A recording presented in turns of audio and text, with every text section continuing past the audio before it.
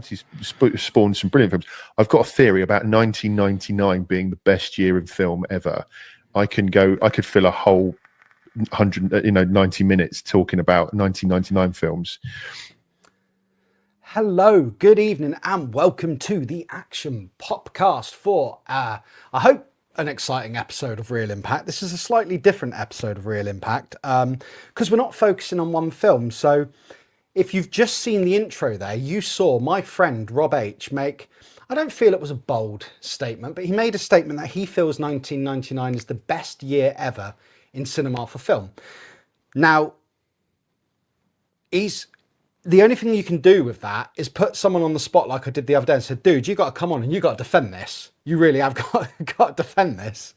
But no, this is just tonight. It's just going to be a nice conversation between me and Rob and you guys in the chat joining in. And Rob's going to explain why he feels from his point of view that 99 is the best year for films. Now, you may have also noticed, I'm just going to check everything's going well there. Click on this. You may have noticed, as Monkey Boy has just said in the chat, no broom cupboard tonight. There is no broom cupboard tonight, and I unfortunately can't use the broom cupboard this evening. So you're stuck with me in my front room. So I've had to quickly run around and put all this together, and you've got this boring backdrop, this boring light shade that you could probably buy from the range. Yeah, deal with it. There's no high stakes here or budget on this show. However, I will say there is a fault on the internet in my village as per usual. So if the camera does slightly dip tonight, if the quality does slightly fizzle, just bear with me. I'm doing everything I can. I've turned down the quality of my camera. So one upside is you don't have to see how ugly I actually am. It is blurred. But that's a lot of waffle. So what I'm going to do, I think the best thing I can do now actually is bring my guest in. So he's been sat in the green room like a good boy. And I can see he's getting a bit nervous and tense after that intro. So I'm going to bring in my guest now. Hello, Rob. Hi. How are you? I'm good, mate. Bit weird being in here, isn't it? It is a bit weird. And this explains why we're not in the broom cupboard this evening. Yeah, it's good. It's weird for me because I'm not wearing cans or anything. And I can reach out and touch you. Yeah. Don't do that. I'm not going. I'm not going to reach out and touch Rob. So we were, before we get into the you're looking and sounding fine, Nick. Oh, thank you, Des T. Thank you so much. I'm a bit nervous tonight because I'll tell you for why, right? And I something I didn't say at the start is a big hello to everyone in the chat. Rather than read off a big long real list of your names, I was just going to say a massive hello to you all, and I am going to come to your comments throughout the show. I don't know why I'm so nervous tonight. Actually, I know why I'm nervous tonight. It's because I'm handing control over to you. This is your show. Bit nervous, isn't it? Nerve-wracking for everyone involved. So yeah, as I say, we will come to your comments throughout the show. But Rob, you did make the claim when we did the Independence Day stream that 1999 you felt was the best, if not one of the best years in cinema ever. Yeah, not the first time my big mouth's got me in trouble. Yeah, well, if you say it, you've got to back it up. And the thing is, I don't want to argue with you too much because there was something funnier that happened earlier, and I'm going to show you all in a minute. But Rob, indulge us. Explain to the people at home watching me waffling like a lunatic why you feel this is, and the journey you're going to take us on tonight to back up this theory of yours. Okay, I mean, so I think over time, I think there are specific eras that are definitively the best. You can talk about the time when you had the Godfather films and Rocky and all that stuff, and then you had a period in the 80s as well that gave us some 80s classics, or gave us the 80s classics.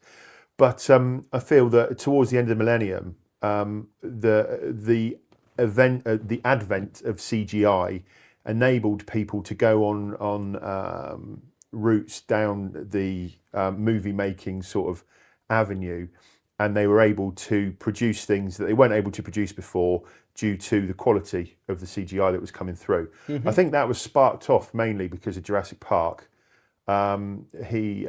Spielberg opened the door to a lot of people that were able to realise their visions. And we'll come on to films that I feel that are going to be like quite poignant in that regards.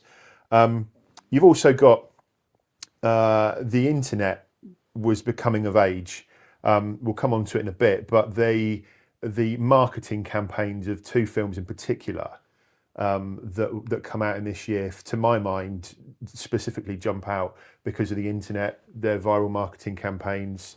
Ain't It Cool News? People are gonna probably think about that side of things as well. And going forward, the millennium coming basically. People, auteurs, directors, big directors had something to say, and apart from Tarantino, Spielberg, Ridley Scott, James Cameron, these people are people that have impacted the people that are directors that we're going to be talking about today. They've impacted on those people, but they had the year off because Spielberg had just finished Saving Private Ryan and was preparing AI. Ridley Scott was filming Gladiator in '99. Tarantino was sort of reassessing himself after Jackie Brown and seeing where he was going with that. James Cameron had just come off of Titanic. So people like that had a massive impact on the films that we're going to be talking about this evening. So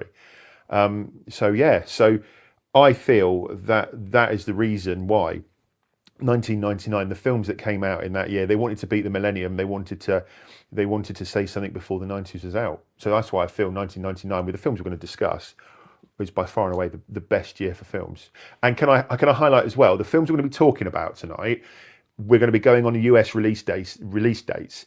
So I'm fully aware of some of the films we're going to discuss were brought out in the UK. One of them in particular didn't even come out in the UK in cinema. So going forward, we're going to be talking about films that came out in the US in 1999.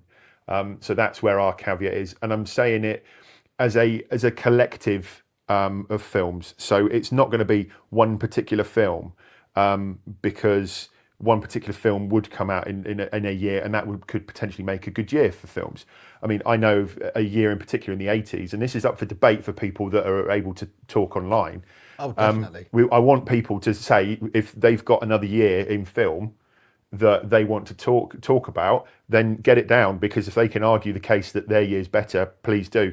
I think I'll keep my comments on another year I think is a good year for film until the end, because I don't want to sort of mar anyone's judgment and stuff. So it's interesting because obviously when we got on to doing this stream, and I said, oh, let's do this episode, and if you're up for it, you've got no choice because of what you've said. Absolutely. So I did a little bit of scooting around on the internet, and it was interesting to me that you're not it's not just you, that a lot of people do feel that 99 is one of the best years ever. But as with anything, and you said if anyone feels that there are different, if anyone can hear that popping and banging, my neighbour's deciding to have a fireworks display, so that's fantastic. Thank you, neighbour. Perfect timing. You for that. So that, looking around online, that there are several years that people tout as fundamentally better. And I would say, as you've said, sorry, I got distracted by the rocket going off outside my window. Anyone in the chat, if you have years, absolutely, respectfully, put why you feel you've got a better year in the comments section. I mean, online, I've got a short list. There are people out there who claim 1939 was the best year ever for cinema because of 39. films. 1939, because of Gone with the Wind, Wizard of Oz, Mrs. Smith Goes to Washington, Stagecoach. All a bit old hat for me, to be honest. And we're not here to talk about the year, but there will always be people with a different opinion on this. So with all that said, Rob, fire away, my man. Where are we going? I want to hear about your thoughts on 1939 and Mr. Smith Goes to Washington. Okay, you want to hear those quickly? I haven't seen I'm that joking. one. I've seen Gone with the Wind and Wizard of Oz. I'm joking. My mouse has just decided to pack up on me as well. So this is the fun of there we go. This is the fun of a live stream. Right, so what I'm going to do, we're going to go for a monthly thing. So we're going to look at films that came out in a particular month. Now, some people may agree with me, and this is my own my own sort of opinion on this. And there are loads of films that came out, but I'm going to pick one out of every month, apart from 1 month, because 1 month was dire. And then we can, but there's other months that have 3 films, 2 films that are worth talking about. So the first, to kick it all off, right? She's All That came out on the 19th of January 99, released in the UK on the 21st of May.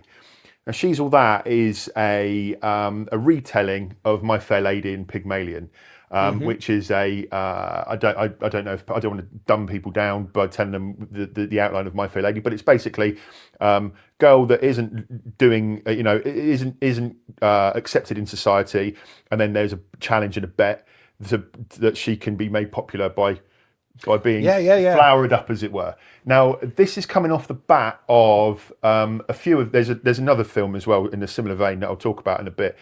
But this is coming off the back of Clueless. So there's quite a few films off the back of Clueless, because Clueless was based on Emma, and it's like a modern retelling of an old story for teenagers and such like. I only watched it for the first time the other day, and to be honest with you, it ain't bad. It ain't bad. I remember watching this film. Now, I've seen a lot of what would be classed as your typical chick flicks, if that's the term, right? And I am going to blame it on the fact that I'm the only boy in a house with like 4 sisters. And that. But to be fair with you, most of these films, they're good. I mean, it's a perfectly pleasant watch. Don't get me wrong. It's not like gonna blow this isn't the strongest start for 99, but it's a perfectly pleasant, watchable film. If it came on TV now, and there was nothing else on, I'd sit and watch it. Do you know what? Right, so I'm doing a uni degree at the moment, okay, and I was sitting in my kitchen at home with it on my iPad while I was doing my notes for my uni degree, and I was able to follow along with it. Perfectly pleasant film. Freddie Prinze Jr., Matthew Lillard, Paul Walker, Anna Paquin, Kevin Pollak, Kieran Culkin, a young Kieran Culkin, Usher, Lil Kim, and Rachel Lee Cook. Now, I don't know much about Rachel Lee Cook at all. I don't think she did, but she was the main subject. Matthew Lillard, that was Stu from Scream, wasn't it? Yeah. And hit me with the phone, you dick. Freddie Prinze Jr. and Matthew Lillard. Do you know what other films they were in together? Oh no, I don't. Scooby-Doo. Oh, of course they were. Shaggy and Fred. Yeah, of course they were. Yeah. And so at the time, Freddie Prinze Jr. was going out with Sarah Michelle Gellar. Yeah. And she has a cameo in it. And so she's in Scooby-Doo as well. So honestly, really good film just to chuck on and just watch and that sort of thing. Screenwriting credits go to not for the only time in this in this evening. Go to a Mr. M. Night Shyamalan. Right. He wrote some of the screenplay for it. Yeah. What, real early doors? Oh yeah. It was early doors and stuff like that. And also you've got the Sherman from the American Pie film, the ginger guy. The Shermanator. Yeah, he's in it too. By the way, I hope you got that reference earlier when I went, "You hit me with the phone, you dick." Yeah, of course. I hope you got that. That was from Scream. That was Matthew Lillard. So I mean, not a strong start, but a fair start. A fair start, yeah. I just want to add here. So MSE says, She's All That always reminds me of Superman. She takes off her glasses and no one recognises her, just like Clark Kent. Yeah. I mean, it's perfectly good watch. It's not offensive, and it's a modern retelling of an old story. So yeah. So what did February bring us then, mate? Well, not the strong, not a bad start, not strong. Just going to build. Office Space. Now, Office Space is a comedy written by Mike Judge. Judge, Beavis and Butthead. Beavis and Butthead. Yep. King of the Hill. Yeah. That sort of thing. So Jennifer Aniston's in it. So at the height, because it was obviously February 1999, the height of her Friends sort of fame and that sort of thing. So this is quite a bit of a thing for her to be in a comedy. I couldn't find a release date for it in the UK. No, I looked around because when I first spoke to you, I said, "Oh, I don't think I've seen Office Space." And when I started, I think it was on Disney Plus. Yes, it is. And I started flicking through it, and I was like, "Oh no, I have seen this." Yeah. And then I decided to watch a completely different film from 1999, which was a far better film, which we'll get to later on. But yeah, no, good film. It quite culty in as much as people that this has got a cult following to it. Definitely. Absolutely. I think it's done better after the fact. Yeah. Than at the time. Yeah, absolutely. Word of mouth has definitely benefited it. The plot is disgruntled office workers. They basically steal the plot for Superman 3. So what they do is they take. Do you remember Superman 3 where they take the penny? I try not to remember Superman 3. I enjoyed Superman 3, but we're getting off topic on that. But they take every penny from every uneven penny and they steal it, and then they suddenly realise, like a realistic thing, they suddenly realise, holy shit, we've stolen $30,000 and the company's going to notice and they're going to sack us. So it's a mild comedy, I would say. It's not drop dead hilarious, but Jennifer Aniston in it is quite nice, and But do you think, so this is just before the millennium, so the first film's sort of a comedy, a different sort of comedy. Yeah. We're going comedy. Yeah. I feel that leading up to the millennium, we had lots of that. That was very, those sort of, I don't want to call them throwaway comedy, but they were a bit throwaway, but that seems to be the theme of where it started. Going on from this, we'll talk about another comedy later on, but there's definitely a sort of, it sparked a certain genre of comedy going forwards, in the same ways that Airplane sparked a load of spoof comedies. Some other films that we're going to watch, that we're going to talk about, they sparked, like teenage comedies, as it were. So again, Office Space, released 19th of February in the US. Like I say, straight to video in the UK. Couldn't find it, but it's on Disney Plus, so people can watch it. Another film with no 8mm. Now, have you seen this? You haven't seen this, have you? Let me just do something. I can do something that I can't normally do. I can run around. Right, I'm going to show you something that happens. So where you go for Careful. this? So Rob, there we go. This is the joy of running around. The joy of live. The joy of live. So I was looking, and Rob said, "Have you seen 8mm?" And I said, no, I haven't. Let's try not to trip up here. Look, I have got legs, people. I normally wear pajama bottoms on these streams, but tonight I had to wear jeans. Rob goes, "Have you seen 8mm?" And I went, "No, I'm kind of ashamed to say I haven't." So I rushed out and I immediately bought it from Music Magpie for like, I think it was like £1. Yeah, you said it wasn't much. £1. And I said to Rob, "I bought it, I'm going to watch it because you recommend it." And you said to me, "Oh, I don't really like it that much." I was like, "What?" So you weren't shaming me. I am going to watch it, people. But I found it quite distressing because of the subject matter. I don't know why I ran and got it. I just wanted to show I've got legs. The subject matter, and I know we want to keep this light-hearted and stuff like that. It's basically, the subject matter is about a snuff film. Yeah. It's Nick Cage talking about and talking about snuff videos. Now, that comes off the back of Seven, which links into something we're going to talk about a bit later on. But that, again, this is one of those things that leapfrogged off the back of another very popular film at the time. Sure. So yeah, but definitely worth a watch if you're into sort of like a thriller or that sort of stuff. No, I am definitely going to watch it. The problem is, at the same time of buying that, I also, and this is going a bit off subject, but I will always derail my own show. I happened to buy the Scream 6 movie box set, and then I also bought American Beauty. So it's like, as much as I wanted to watch this, I fell into the comfort zone. But I will watch it. So yeah, bad me doing a movie show, and I haven't even seen 8mm. Terrible. Moving on. Right. March. So we're gonna come on to the bigger one in March in a second, but I don't want to say this too much, or I don't like admitting this too much. But as with She's All That, there was another modern retelling of a story, which I've already told you is one of my absolute. I love this film. It's my guilty secret. It's my guilty secret, and people that know me, unfortunately, everybody knows this. Will know this now, but people that know me will know that I've watched this film. In one occasion, I watched it 3 times back to back. 10 things I hate about you.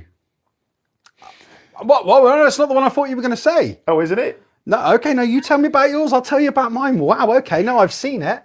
Loads. That's Heath Ledger, isn't it? And Heath the girl Ledger. and Julia Stiles. Released 31st of March, so it just creeps in the US. 9th of July in the UK. Heath Ledger, Julia Stiles, Joseph Gordon-Levitt. Yeah. Again, like I say, another modern retelling, but I think you can't really beat it for that sort of stuff. It tops Clueless. It tops She's All That. It is a good film, and to be fair, my sisters had this. I think they even had this. I don't know if it was VHS or DVD we had it on. It might have been a bit early for DVD, but I know we had it. I know. I remember the case of it. It was the white case. 10 things because it's based on the Taming of the Shrew. That's 10 right. Things I Hate About You. Taming of the Shrew. And it is a good film because in one of the parody films of the era after the Scary Movie films, that they do the bit on the bleachers where he's singing, don't they? And then they, in the parody, I can't remember what film it is, they sing Janie's got a gun and all the police and that jump on her. I haven't Is that seen Scary that one. Movie or Not Another Teen Movie or Oh, something? it's something. Yeah, that sounds familiar. Do you know what the song is? He sings on the bleachers. I can't remember. It's been People put it in the in the chat. 10 points. 10 points from Rob. You will get 10 points. You have to remember to look at the camera, not the screen. You will get 10 points from Rob if you can name the song on the bleachers. And you could tell me anything because I don't know. So who's that? Who's that? that's MSC. MSC. 10 points to MSC. MSC gets 10 points. Well, for that, I'm gonna award her with 10 points. And the funniest thing ever, my missus took a picture of us earlier, which we were going to use for promo. And I'm going off subject here, but we were going to do a promo for like this to put it out there. And I tell everyone you're a big man. You people, you understand? So there we go, Emma. There is your prize. There's a prize of you all seeing how short I am compared to the man mountain. I must not hit you because you're bigger than me, actually. So yeah, but anyway, it's one of my favourite films. And if if there's a rainy day or if I'm feeling down or whatever, stick it on. It's on Disney Plus. It's on my favourites. Always has been. Always will be. I don't know what it is about it. I just love it. I just think it's great. It is a good one. That's not the one I thought you were going to come with. What were you going to say? Cruel Intentions, man. No. I absolutely love Cruel Intentions. Oh, it's a good film. Don't get me wrong. And this is the beauty of me doing this list. I can't do all of them. Cruel Intentions is a fantastic film. Do you know what? I remember cutting my hair. Well, it was that era of hairstyle, that sort of short French crop, as you call it, style. And I wanted to be cool like Ryan Philippe. And I bought a long sort of black one of those coats he had, and I wore it for absolute years. And then, of course, another film came out this year, and although this coat wasn't leather, well, we'll get into it. Yeah. This coat was sort of very fashionable. But yeah, no, Cruel Intentions for me, man. Cruel Intentions was the one. I haven't seen it for a long time, but the ending with... Because that's another retelling, isn't it? Oh, yeah, absolutely. Dangerous Liaisons. Yeah.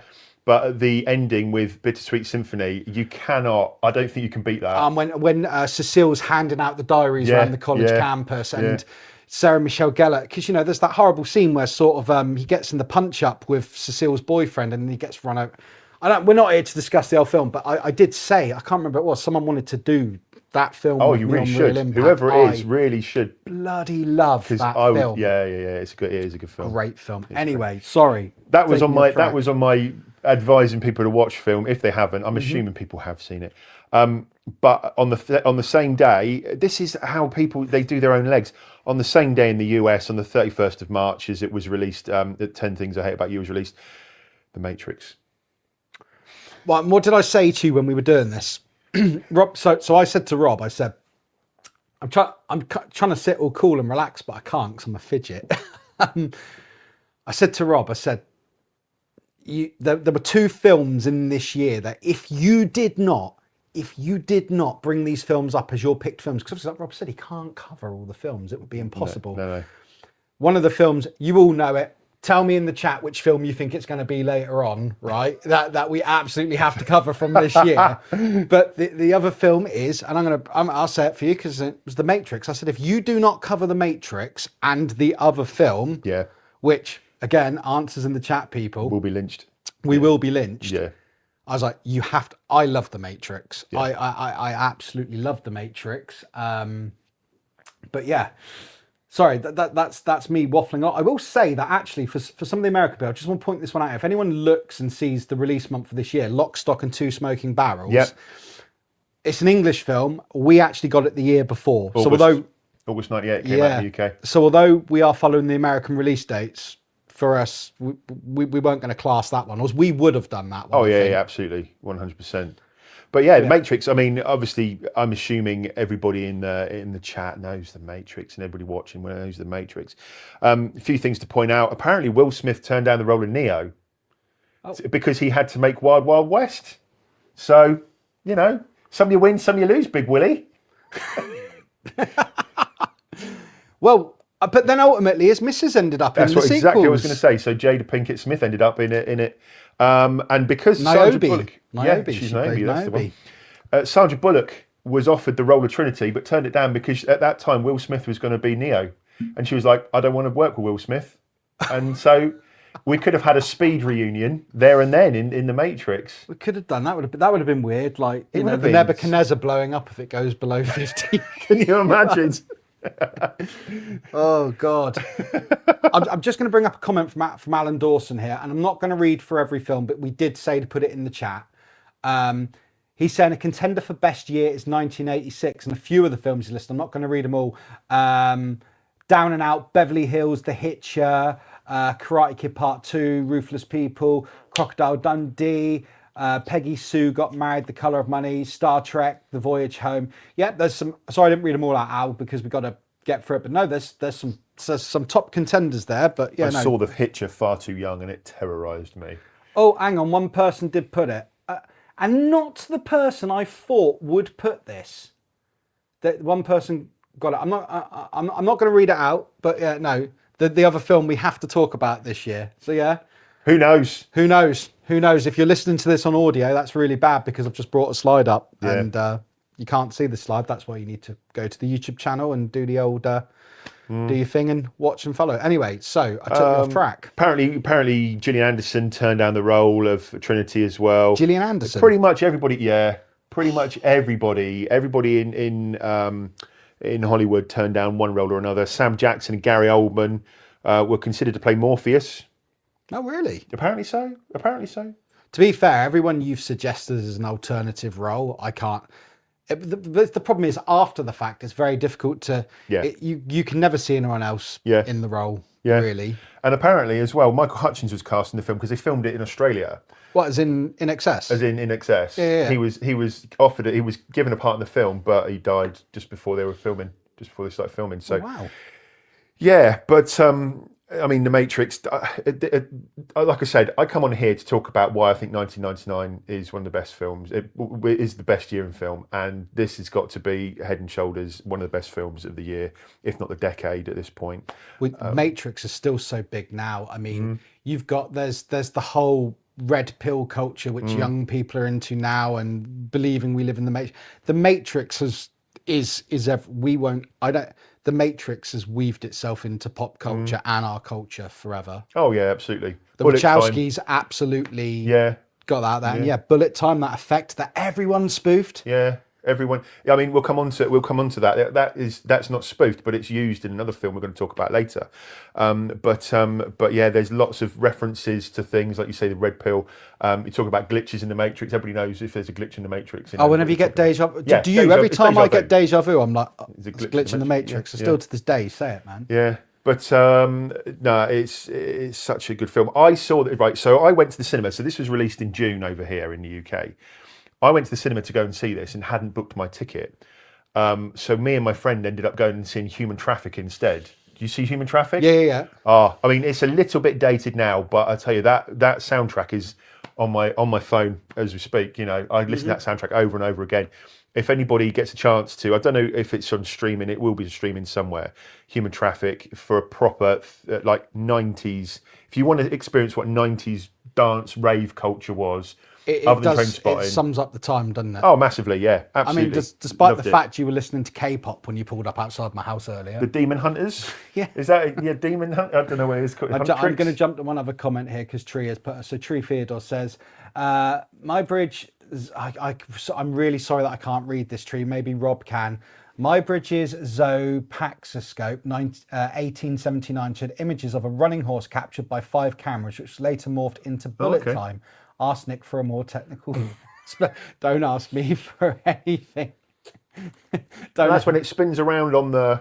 It's like a Nickelodeon. You can put it on the. You can put it on the like an LP on a record player thing, and then if you stay stationary and view it, the speed at which it spins around, it looks like the horses. And that's not the same thing he's talking about. But when he said about the spinning, no, it may be. I'm getting confused here. But when he said about a spinning image with jumping horse, I just thought of like what they called a Nickelodeon. Yeah. Sorry, we're not very technical, dude. He's a barber and I'm a plasterer. I'm an ex-cop. Okay, just drop that one there. People know. People have seen me on here. You've said it before to people. Anyway, moving on. So The Matrix, top of the tree at the moment. I mean, we're in March, and the films I've mentioned that we've, Cruel Intentions and everything else, the films we've mentioned already. I can't read some of those because they're too far away. But... Oh, no. So what I do, because I read out as many comments as I can get to, but I like to flash some others up on the screen just so people know that. I'd say it's every show. I see you. We appreciate all your comments. Unfortunately, we can't get to them all, but no. I do see. You'll often see me smirk or give a thumbs up if someone says something funny. It's certainly not Rob making me laugh. So, fair enough. Yeah. Moving on to April. Go. Have you seen this? Go. I saw it a long time ago. Long time ago. Has anybody in the chat? Has anybody in the chat seen this? In fact, I think it was rented when we watched it. And I think I would have been quite drunk. Okay. And so it's kind of like when I say to you, I've seen Morrissey live. Okay. I have. I was in the place where Morrissey was playing, but I have no recollection consciously you were completely out of the room. Yeah. Fair enough. I mean, so Go is based on it's like a Pulp Fiction setup. And it's the story of, I think it's over the course of a weekend, three different stories split across the same timeline. Very Tarantino sort of influenced, but it's got, who's it got in it? Katie Holmes is in it quite. TJC's just immediately come up with, is that the one where Katie Holmes goes topless? She doesn't go. I don't think she goes topless. That's where we're at. That's the level we've gone to.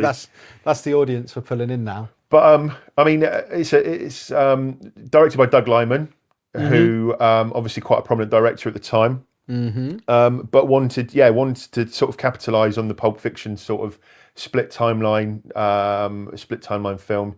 Again, really quite entertaining if you just want to chuck it on and just chill out and not have to think too much about it. There is an annoying English guy in there who was in Grange Hill, I think. But really... Not Zammo. No, it wasn't Zammo. Did he just say no? Zammo just slumped in the corner. Just say no. Off his head. Yeah. No.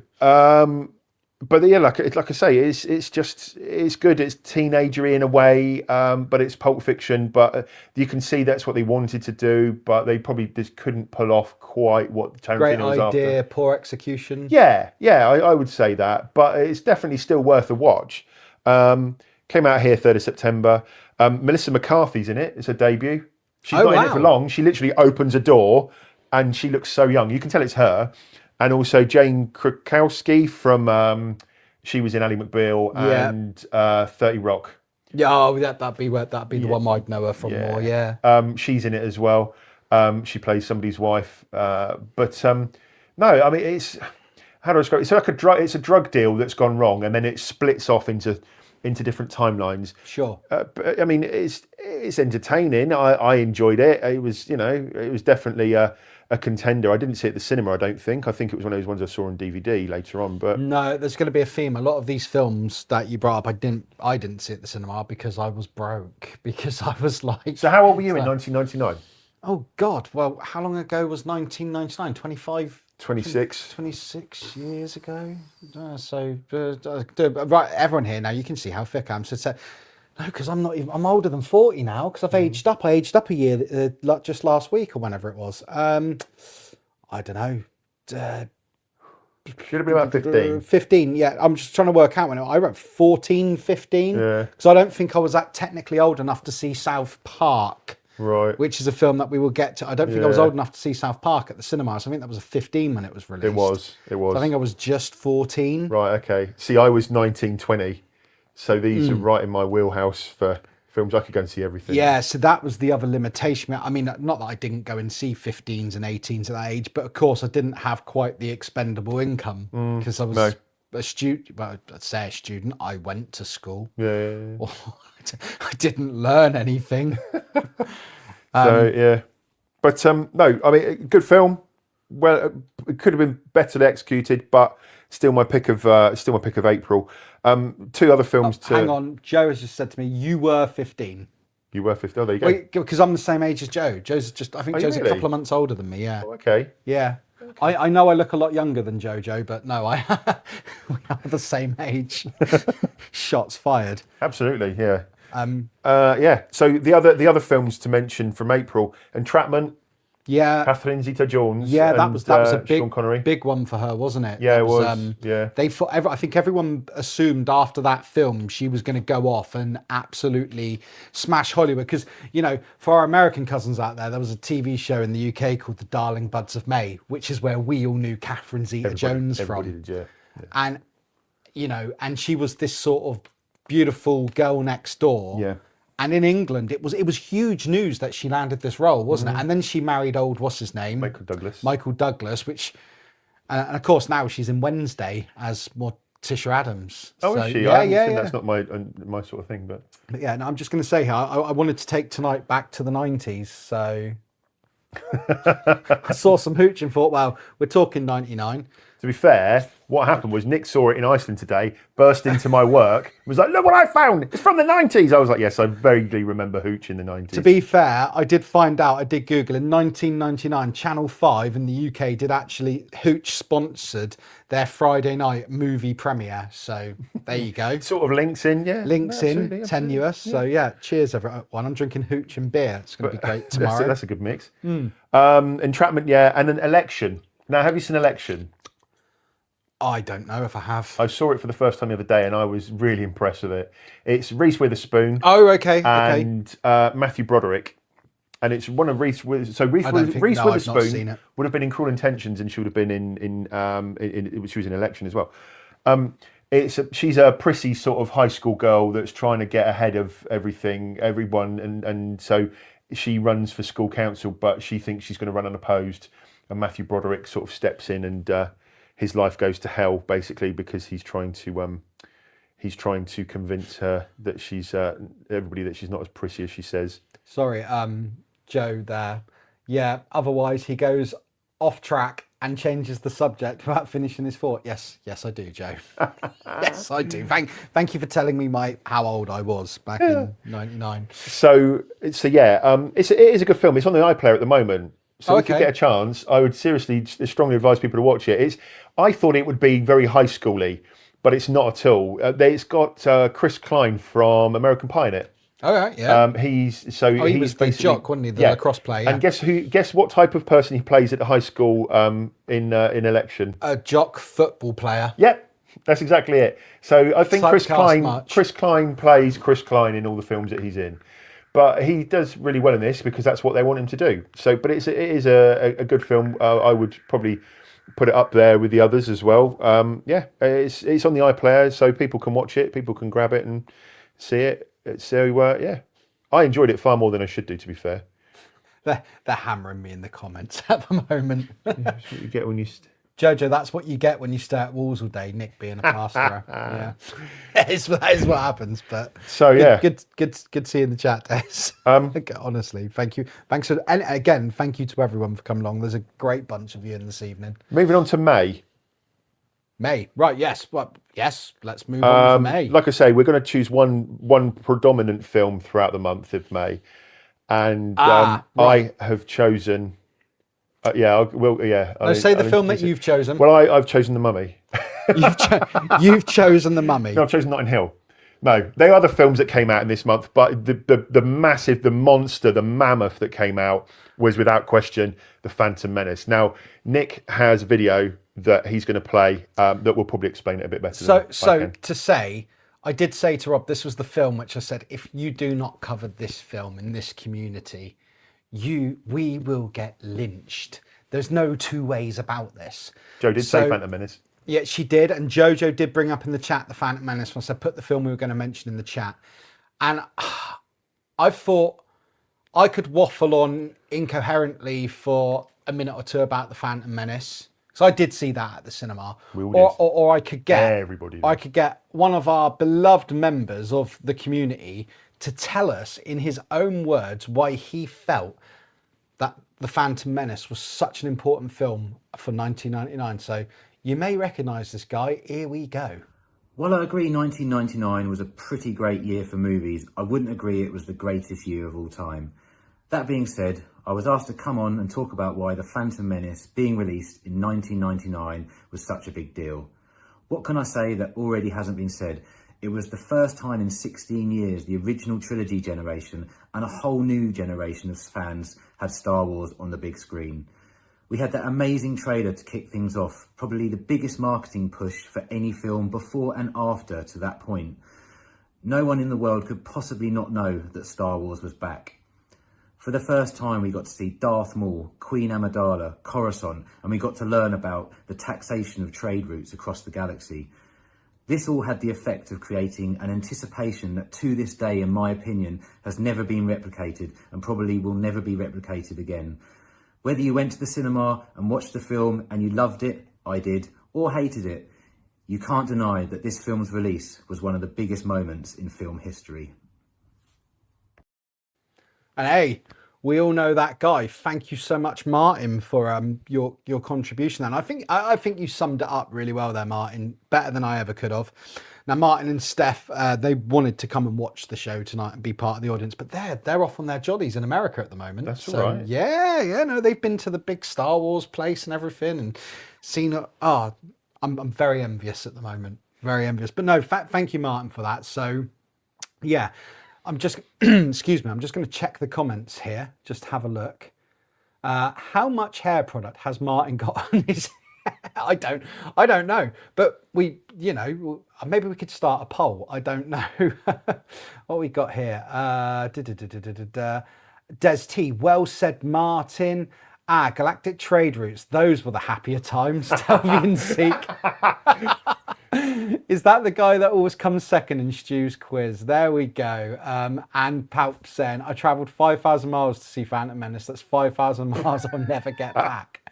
No, I do not dislike the Phantom Menace. Now, no, well, I don't, and I was younger. Bear in mind, as Jojo has told everyone, I would have been 15 at the time. And I think I summed it up the other night. I said to someone, I liked the Phantom Menace when it came out, and then I became an opinionated sort of early 20-year-old. Oh, it's crap. It's a terrible film. George Lucas has ruined our lives with it. And then I looked back and I was like, you know what? It was all right. It's different. I don't think you're ever going to capture what you caught in Star Wars Empire and Return of the Jedi. It will never, that period of film, those 3 films is lightning in a bottle. There's been other good Star Wars stuff, but I think we're always going to compare every Star Wars property to those 3 films, and those 3 films set the flipping bar so high that I think any Star Wars property, and I think there would have been a lot of expectation on people at that point. So, as Martyn said in the video, I think it's 16 years since it had been the Empire Strikes Back, Return of the Jedi. Boom, there you go. Yeah. So I say I'm a Star Wars fan. And that would have been, people were chomping at the bit, man. They were. I remember people queuing outside cinemas for weeks. It was insane. America. Everywhere you went. I remember plotting with my cousin to try and steal this giant mannequin of Darth Maul out of KFC at the time because we wanted it. I bet a few of you will remember that. But I know not everyone loves it, and it's a bit divisive. But I remember at the time there was a Radio 1 competition with Mark Kermode and Simon Mayo, and they took this winner of this competition. It was a massive thing on Radio 1 at the time, and they flew him all the way to LA to go and watch, I think it was the premiere, and this guy was really hyped up and he had beaten thousands of other entrants, and he walked out and they asked him how he felt, and he went off the record, he was like, it was all right. But you're not going to please everyone all the time. You're not, but I still think if we're making the argument that 1999 was one of the best years for cinema, to have Star Wars come back, regardless of what people thought of that film, regardless of how, and it did do well. It did do very well. It was always going to do well. It was top of the box office. It was highest grossing film of the year. Well, there you go. It didn't just do well; it smashed everything. And I think for Star Wars to come back, people. Dude, I was so excited. I remember a friend taking something like a day or 2 days to download the bloody trailer online. This is before all that. And going to Toys R Us and just seeing the walls and walls and walls of Star Wars merchandise, and I'd never seen that before.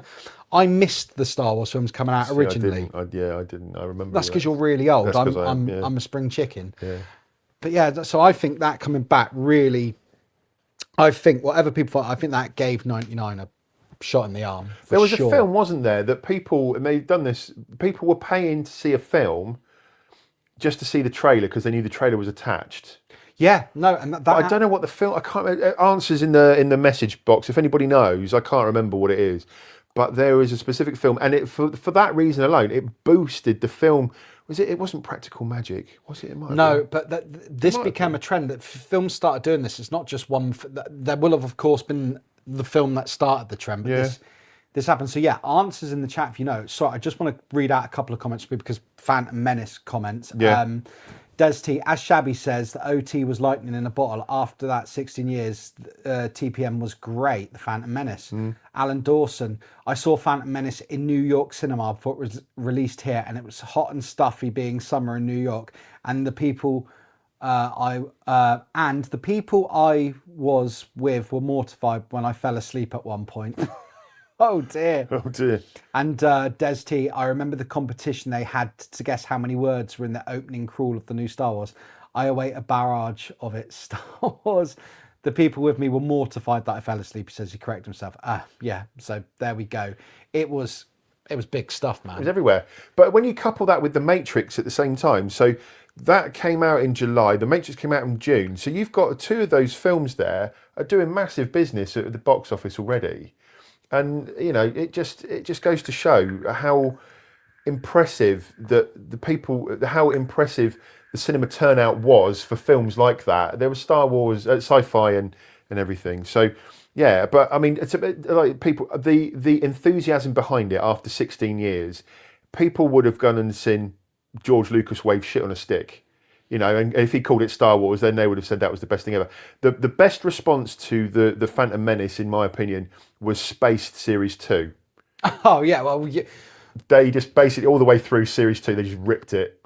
Well, yeah, Space was a fantastic... I mean, I consider Spaced part of the same universe as the Ice Cream and Cornetto trilogy. It's the same creators, cut short, Simon Pegg and all that. You know, it's... yeah. But that was a great series. That's worth its own show alone. But yeah, I'd say. So yeah, where are we at now then? Because we could easily turn this into a whole Star Wars stream. That's the thing with Star Wars, and that's what I'm trying to stay away from. We know the cultural impact that Star Wars had. We know how enthusiastic people were to see it. Yeah, at the time. apparently there's a couple of fans in the chat of this podcast who might like Star Wars. People are quite eager on that sort of thing. I don't know. If you're one of those people, tell us in the comment section if you like Star Wars. Yeah. I'd love to know. Do you know the best thing is Star Trek fans get really upset if you confuse them with Star Wars fans and vice versa. Yeah, I like them both. So, but speaking of Star Trek, do you know a voice actor of the next film who was in this next film that we're going to talk about from Star Trek? From Star Wars. What's the next film we're going to talk about? Well, the next film we're going to talk about is South Park. What a film. Boy. June. So it came out 30th of June. So it just sneaked in there. It didn't come out over here till the 27th of August. But yeah. I just remember I couldn't see this at cinema, but I had it on VHS tape. And my copy at the end of the film had, we're further enough in now. It had Uncle Fucker. It had Blame Canada. Oh, and what was the other film? But it had them as karaoke tracks. Oh. And so when the film finished, it played the three sections of the film with the words on it. Okay. And I can remember my mum walking in, and my mum swears like a sailor. My mum walked in and put her head round the door and was like, what? They bought this for me for my birthday. She's like, what are you watching? And she just sort of walked off like that. But I could hear her in the kitchen laughing. Oh, the first time I played Uncle Fucker to my mum, my mum was on the floor in tears. It's ridiculous. Right. So even the title is a knob gag, bigger, longer, and uncut. Yeah, 100%. And it's the just moments in the film, the relationship. I suspect everyone watching or listening has seen that film. If you haven't, it's actually, I think, quite tame now in comparison to what South Park has become. But that was the tipping point for South Park to become the edgier. I mean, obviously, what's improved South Park these days, I know it's not a South Park stream, is the fact that how quick they can put an episode together with the technology they use. turnaround on it's fantastic. Oh, they can turn around an episode around in, I believe it's a week now. Yeah, that's what they do, yeah. So they're very on the ball. But at the time, I mean, because South Park was absolutely huge midnight when it came out. That was another thing. I mean, everywhere you went, there were like rubberized toys of the characters, teddies. I had plushies that size of all 4 of the main characters. Everyone loves South Park. I don't even know where they are now. They must be in my mum's attic still somewhere. Yeah. But honestly, yeah. But this is just one of those films where when you walk out, your sides are hurting from laughing, whether it's satire, whether it's knob gags, whether it's just profanity, anything. So 399 swear words, 146 fucks. I've got to stop you here. No, carry on with that. 199 offensive gestures, 221 acts of violence, and apparently if it had 400 swear words in it, the Motion Picture Association of America, they would have upped the rating. So they cut, that's how childish they are. They cut by 1 fuck. They cut it down. And do you know what beat it in relation to fuck quotient long term? Go for it. The Departed. Oh yeah, but the Departed. Yeah. 237 fucks to South Park's paltry 146. Well, there we go. And I bet you at least 230 of those were Mark Wahlberg. I'm sorry, I nearly cut you off. I didn't realise you had this. I didn't want to ruin your spill. So I'm sorry for cutting you off there. But we've had an arrival, someone who's been a guest on Real Impact. And Zoe T, hello to Zoe T. She says, hello. Friendly reminder, I was 1 year old in 1999. Get out. Just like Zoe, you know how to absolutely. Delvian Seek, I was 24. I question this. But, yeah, and Keith saying to Zoe, thanks, Zoe. Yeah. Thanks, Zoe. You have literally just we've all just had an existential crisis thanks to your arrival. Anyway, voice notes in there of people that were in there. George Clooney apparently played a gay dog. Okay. Because why not? Why wouldn't you? Minnie Driver. I can't remember what she played. Eric Idle. Nick Rhodes from Duran Duran, and Stuart Copeland from The Police, and then the Star Trek reference. Apparently, Brett Spiner was in the voice as well, but I don't know who any of these play. They probably played really insignificant characters. I don't know. South Park was so popular. I suspect anyone was happy just to throw. Oh yeah, chuck anything in it. Just do anything. So really funny. What would Tunnel do if he were here right now? I'm sure. Sorry. Nobody fucks uncles quite like you.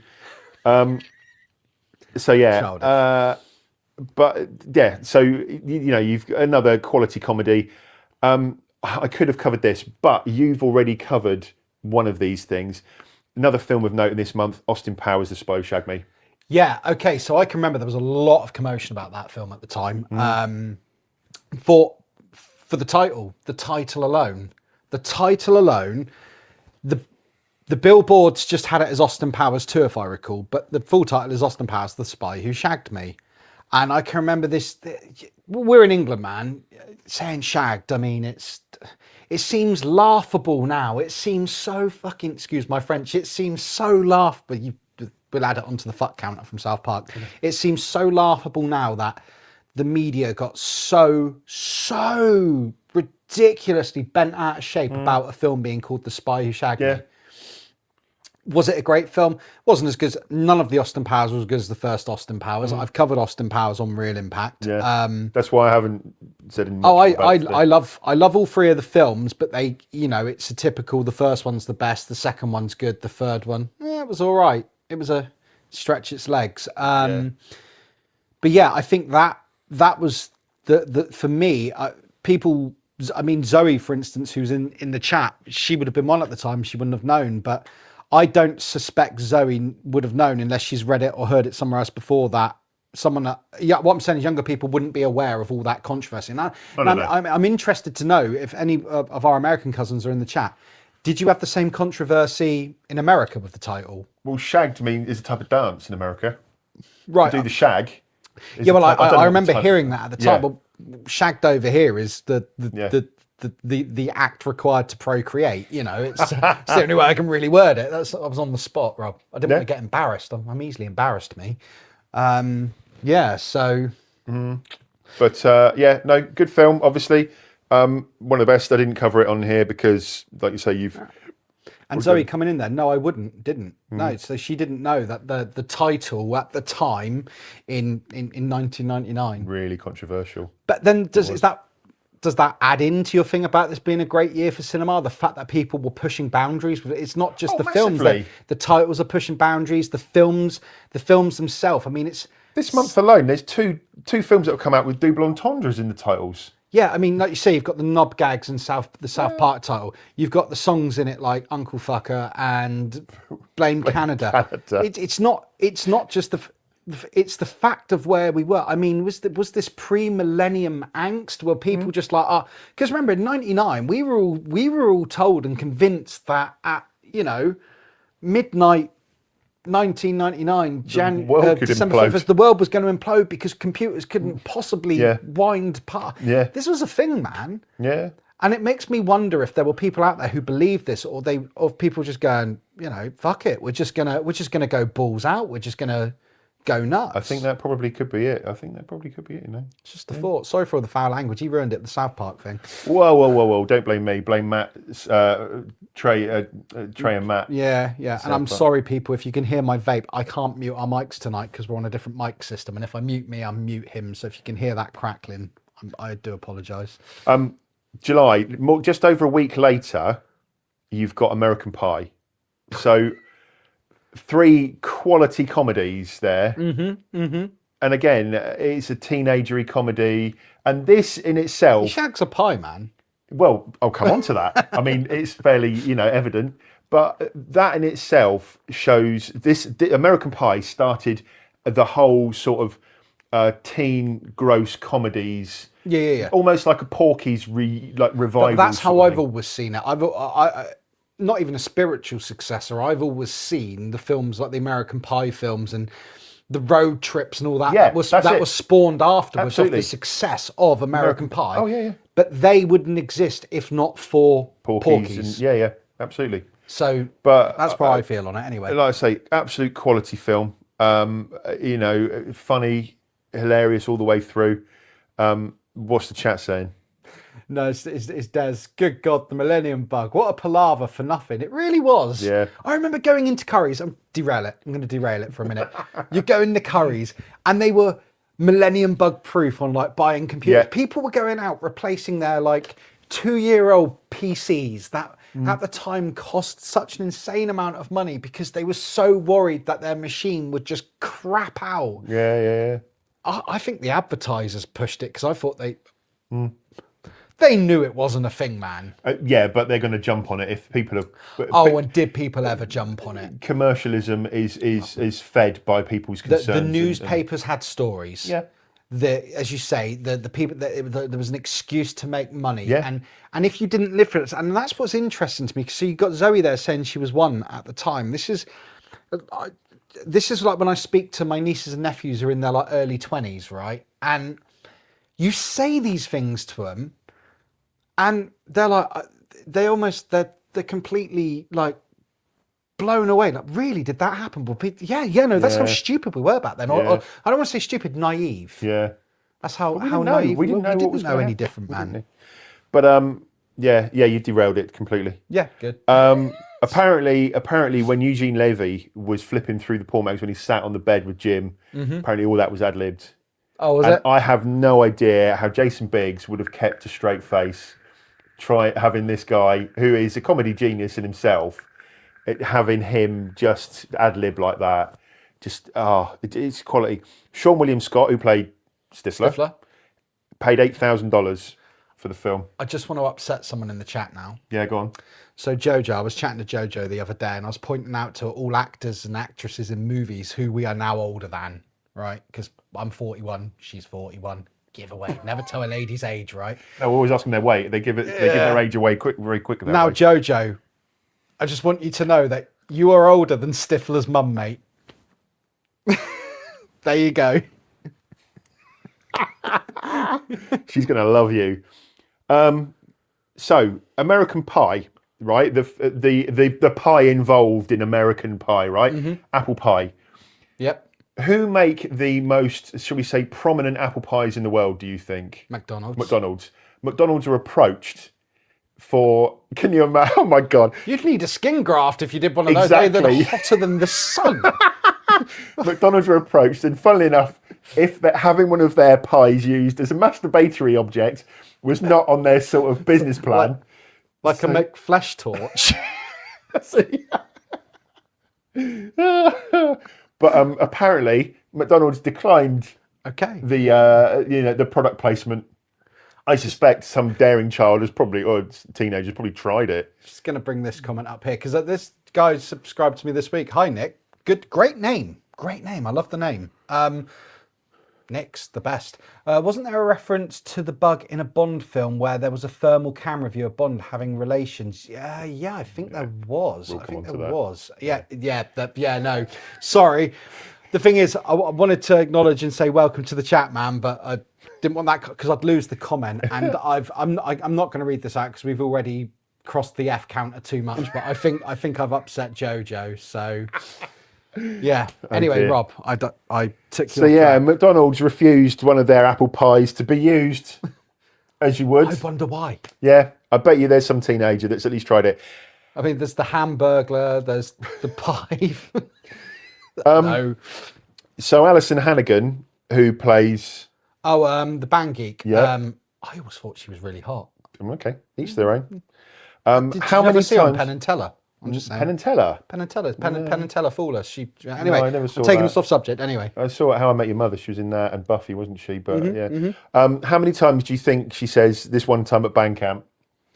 oh man, I reckon it's going to be something like 40, 42. No, it's not 8. Oh, is that it? Yeah, But the but way she never it's- goes through the end. Well, she does right at the end, obviously. But this one time at band camp. But memory, because that became such a famous line of hers, I was just like, oh, it must have been so many. Again, people quote that today, though. If they're talking about an experience of that sort of nature, this one time at band camp. I stuck a flute in the microwave.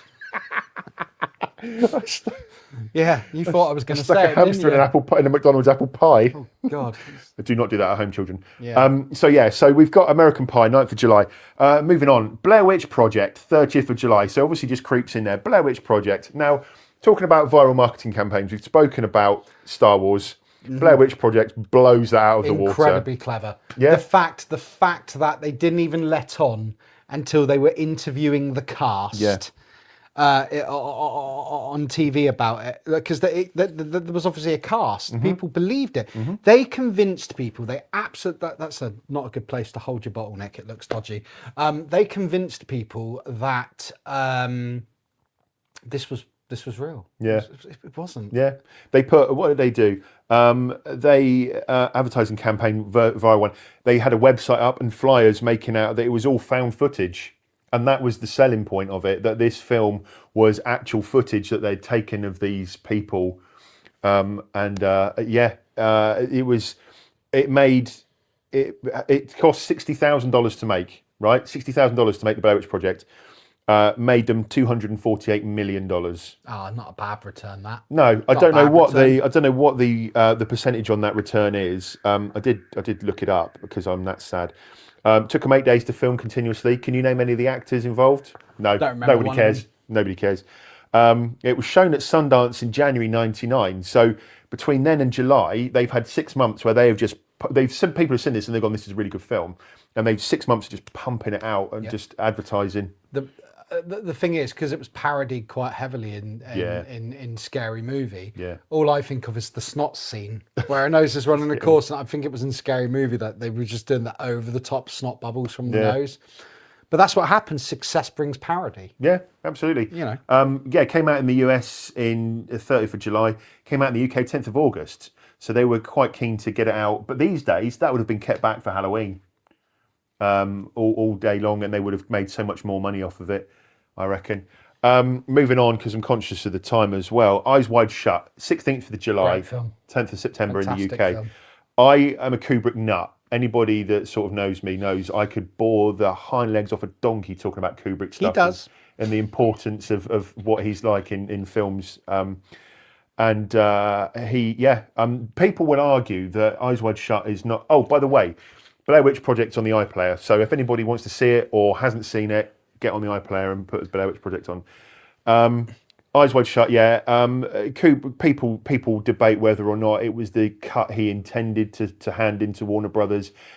He handed it in and then died 4 days later. Yeah, I mean, the fact he died less than a week after it went in, did perhaps he felt he had to get it finished? Yeah, would never. Maybe. Only he knew. Yeah. And he's not here to no.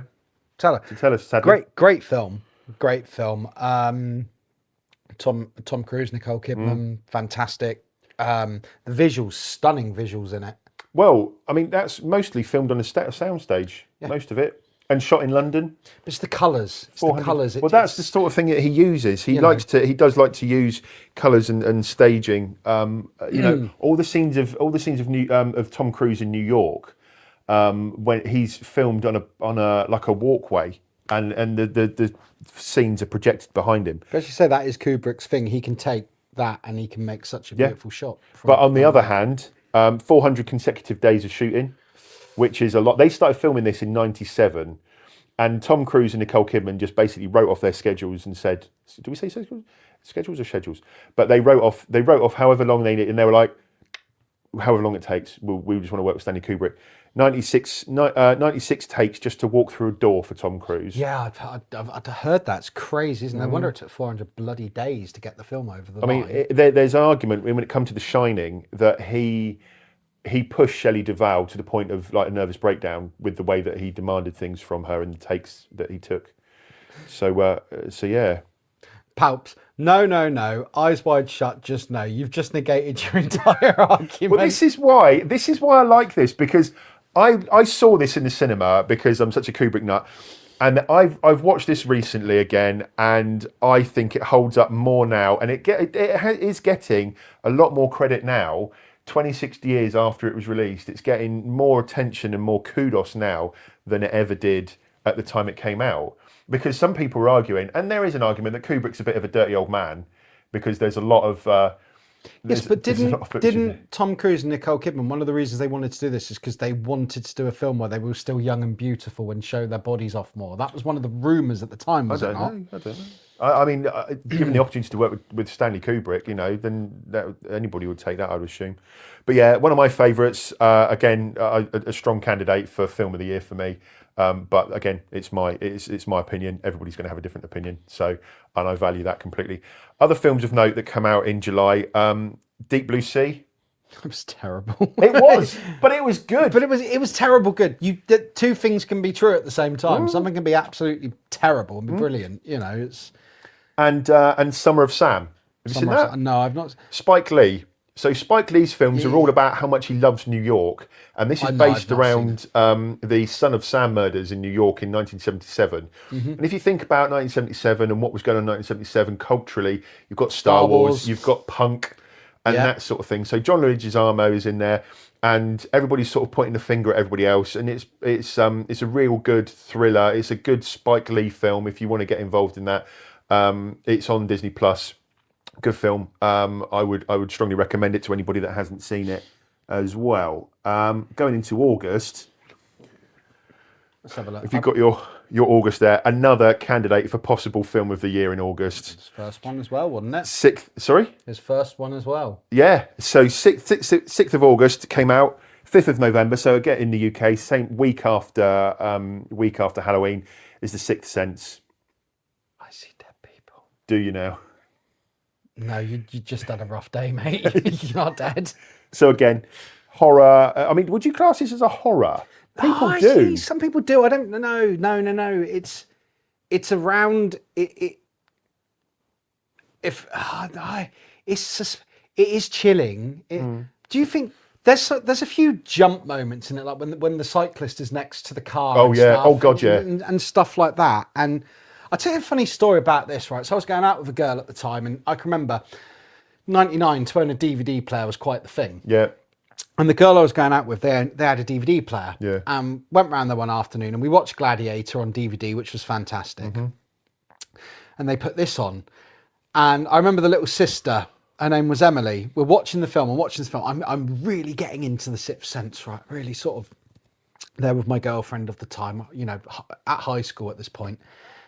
And literally 5 minutes before the reveal, little Emily goes, the thing is, he's dead. Oh no! And her mum, I would like told her off and scolded her for, oh yeah. I was like, no, it's cool. It's what kids do. That was the thing about this film. So people were going, they were going to the cinema. Spoiler alert. They were going, yeah. He's dead. They were going to the cinema and they were going, oh, it's for the Sixth Sense the other day. Have you seen it? I'm not going to spoil it for you. And so everybody was going to the cinema because people were telling them there's a spoiler, but they didn't know what it was, or a lot of people didn't know what it was. And that's what kept this film going. I think we'll come on to the slide later on, but I think it was second in the box office. It might have been third behind The Matrix. It was absolutely at the end of the year, huge. but it was up there high. So this was nominated for Best Picture. Apparently it's the fourth horror film nominated for Best Picture. Exorcist, and then somebody has classified Jaws as a horror film. I don't know, is that... we had a little bit of it. Me and Stu, Universal Toy Collector, covered Jaws on Real Impact recently. Go after this, if you want to see more of me waffling, go back and check it out. And also, if you are enjoying tonight's show and you haven't, can you chuck a like on the video if you like it, because it really does help the channel. We had a little bit of a back and forth on that on the episode, and I don't class it as a horror movie, and I wouldn't even put it in the same postcode as The Sixth Sense. No, What, Jaws? Jaws, Yeah, sorry, sorry, Jaws, yeah. Jaws. Sorry if I wasn't being clear there. No, but Sixth Sense, I don't. Is it? I guess yes. I guess if you were to sum it up for anyone, was it? Oh, it's a scary movie, but it's suspense. It's got Suspenseful film, yeah. It's suspenseful, but you're not really. No one's being chased down and murdered, or it's not your slasher film. It's not your, you know. So, and when you think we're in '99 at this point, and we've just had in '96 Scream, '97 Scream 2, which has kicked off urban legend. I Know What You Did Last Summer. That's where horror was at that time. It was very much the mass slasher. It was the resurgence, even to the point that when they brought back films like the Halloween films, they made Michael Myers more like Ghostface with how he was. So that's what horror was at that time. So this film, this is why I struggle to put it with horror. Okay. Am I waffling a lot? No, not at all. So you've got The Exorcist, Jaws, and Silence of the Lambs. Apparently, with the other three that were horror films nominated for Best Picture. Bruce Willis made $100 million off of this. Not surprised. No, I mean, yeah. Shrewd man. Other film that Bruce Willis was in nominated for Best Picture. One other film. Oh God! I've already mentioned it tonight. I can't remember. Pulp Fiction. Oh yeah, of course. Pulp Fiction. Yeah. He I love it. Nominated for 6 Oscars in total. So yeah, I mean, it's a good film. Obviously, it's a good film. I'm going to say it's a good film. But it was one of those things that just bolsters my claim that '99 has the best films in it. Absolutely the best films in it. Okay. Moving on, film of note. Have you seen Bowfinger? Yes, it's got That is such a good film. I've just mentioned Scream. Of course, it's got old Jamie Kennedy in it, hasn't Yes, it? it has. He's the cameraman sort of thing. And he played Randy in the. I have recently, spoiler alert, I've been watching the Scream films a lot recently. Watch this space. But I've just started following Jamie Kennedy's YouTube channel. Okay. And I watched the other day, he's got a series like, how did I get cast in this movie? And it was a dream of his to always, because he was a comedian himself, to be cast with Eddie Murphy. Right. And so Bowfinger. Long time since I've seen it, but yeah, it was funny. It was Heather Graham. Again, another comedy she's in. I love Heather Graham. She's in Spy Who Shagged Me, Yeah. Bowfinger. Yeah. Good times for Heather Graham around that period. Absolutely. So you've got Eddie Murphy, Steve Martin, and I think there is nothing funnier for me personally. Steve Martin, when he's on one, just gets me every time. Fantastic. Dirty Rotten Scoundrels, The Jerk, and Eddie I think Murphy. The Jerk's one of my favourite films of his of all time. Seriously, yeah. You've got So it's another bolster for another good comedy.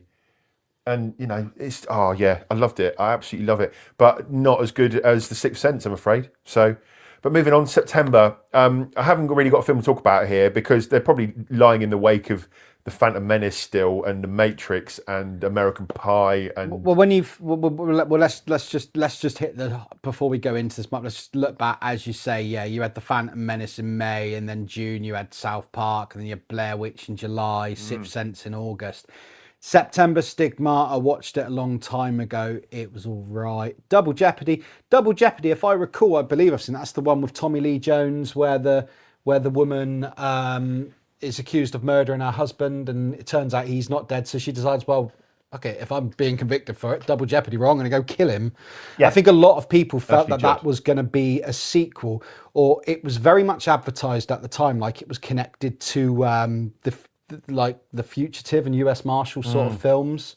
It wasn't. It could have been. Could have been, but I think that was a lot of people were duped by the advertising on that, because I certainly was at the time. So I watched it. Yeah, I did watch it. I remember thinking, nah, this isn't quite connected. No, it's not connected, is it? It's been a long time, but I did see it. It's an all right film. I remember something about a boat in it, if I recall.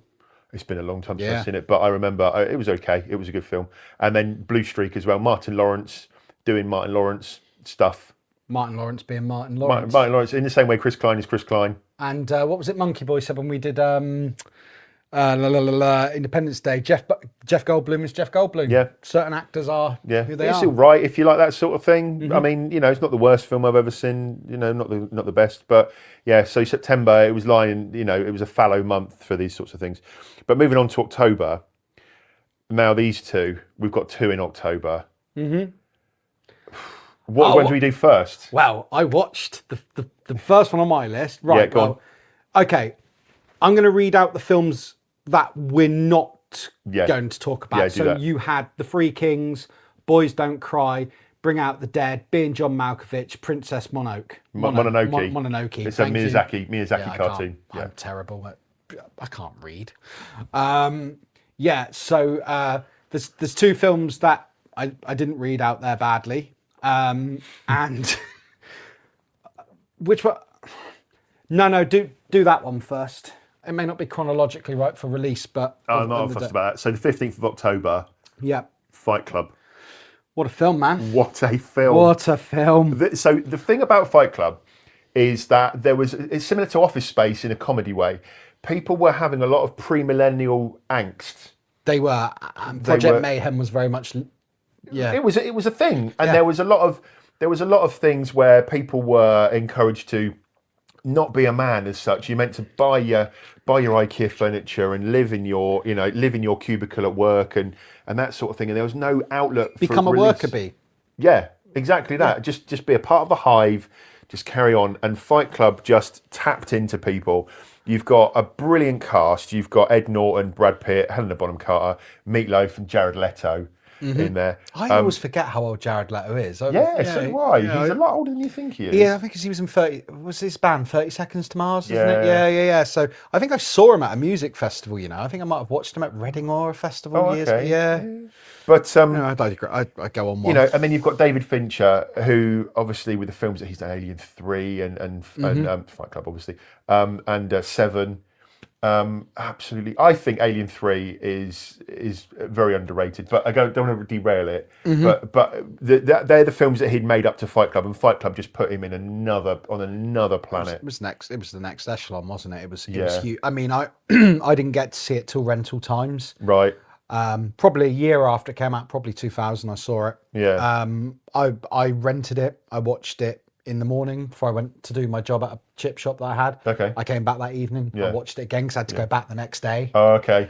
You've got to get your value out of that back then. Absolutely. Do you know what I mean? Yeah. And I loved it. Helen Bonham Carter, Brad Pitt, Ed Norton, Meatloaf's in it. Yeah. You know what a film, what a concept. And I've never read the book. The author of the book actually thinks that the film is better than his book. That is interesting. Because I will track down if it's worth doing. Because I struggle. The audio book. Oh yeah, brilliant. Can I send it over to me, please? Yeah, wicked. Yeah, it was great. It was fantastic. the little bits where they're in the cinema and they're splicing the bits in, and through the film it's happening, and it's almost like it's very self-aware. Yeah. Oh, it has to be Yeah. for the subject matter. It got a lot of blame, but it was revolutionary. Like The Matrix, it got a lot of blame for. We didn't talk about, and when we spoke about The Matrix, we didn't talk about the blame that The Matrix got on the culture that it sort of fed off. Fight Club was the same. It was very sort of, overly masculine men all starting scraps and that sort of thing. And there would talk at the time as well of people actually having fight clubs. No, it did kick it off. I just want to come in, and there's no judgment here. Jason says, I've never seen Fight Club. I probably never was. Not my type of movie. Yeah.